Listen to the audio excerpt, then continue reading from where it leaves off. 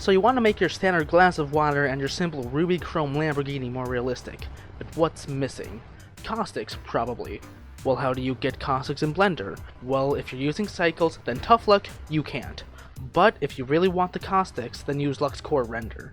It's free, and I already made a 3.5-minute kinda cringy video to get you started with the engine. Anyways, the caustics can be easily enabled using bi-directional path tracing. Basically, this engine traces light from the camera and the light sources, so it can render where light converges and thus caustics.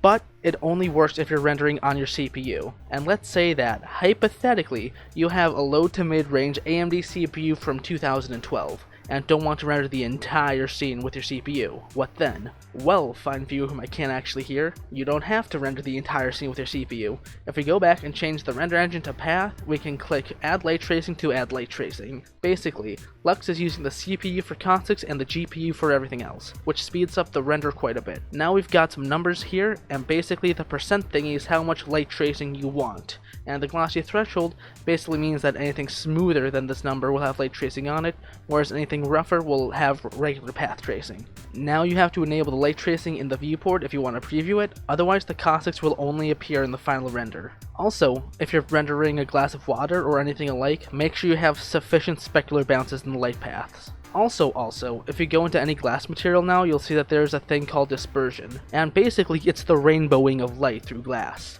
Here's a table from Wikipedia with the index of refraction and the dispersion number thing. You have common types of glass if you really want the photorealism. Anyways, that's about it. I'm CGX, stay epic, see ya lads.